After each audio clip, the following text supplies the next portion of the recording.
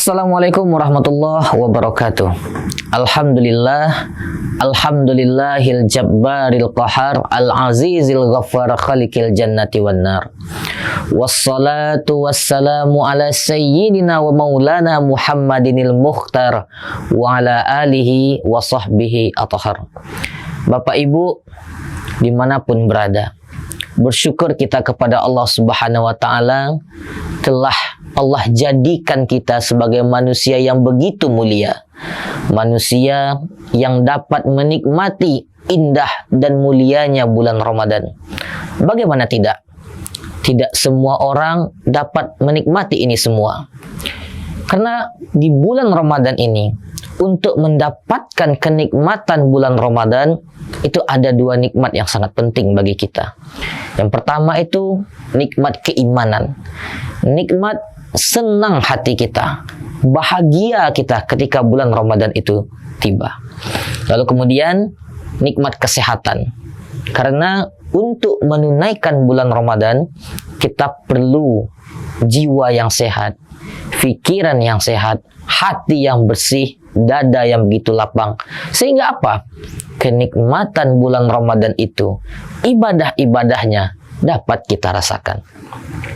Bapak Ibu semua, untuk mendapatkan puncak dari ketakwaan di bulan Ramadan itu, maka perlu ada jihad dalam diri kita.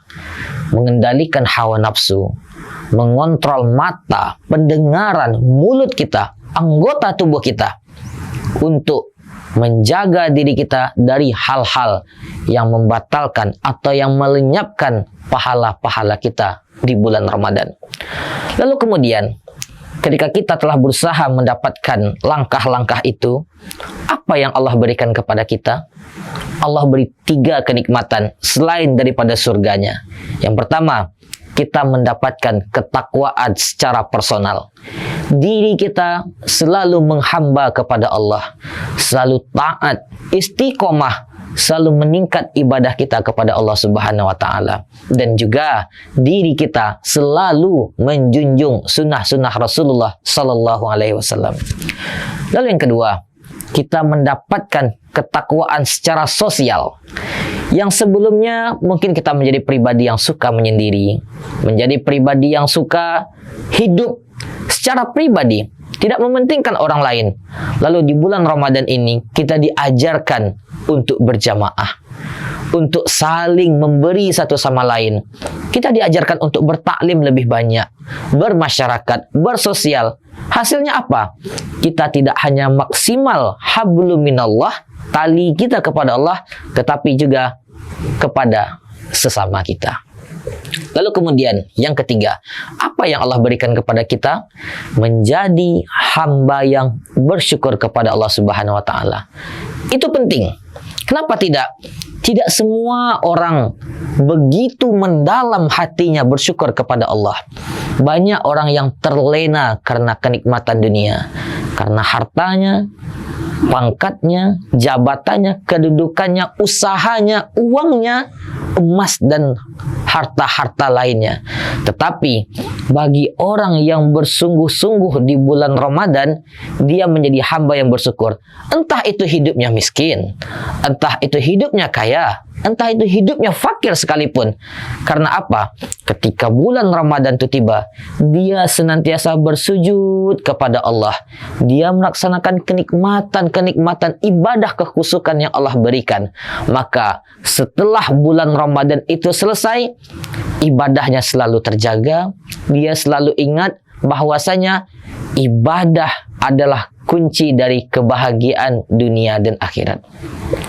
Bapak Ibu sekalian, di dalam surat Fatir ayat 32 dijelaskan oleh Allah Subhanahu wa ta'ala bahwasanya ada 3 kategori orang-orang responnya atau karakternya ketika bulan Ramadan itu tiba. Yang pertama itu zalimul li nafsi. Dia tidak acuh, tidak ada rasa senang dalam dirinya. Yang kedua, dia muqtasid. Rasa senang ada, tetapi memaksimalkan ibadah Masih belum. Malas ngaji, masih terbawa-bawa di bulan Ramadan. Yang ketiga, inilah yang kita sebutkan tadi. Sabiqum bil khairat. Berusaha mencapai nilai-nilai kebaikan. Apa yang ada di baliknya? Jannatu adnin, surga Allah Subhanahu wa taala yang tidak ada batas kenikmatan di dalamnya. Semoga kita termasuk bagian di antaranya, yakni bagian dari hamba-hamba Allah yang mencapai 3 indikator tadi.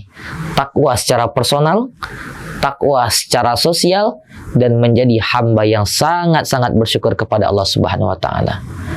Banyak maaf, barakallahu fikum. Assalamualaikum warahmatullahi wabarakatuh. Download Tribun X sekarang. Menghadirkan lokal menjadi Indonesia.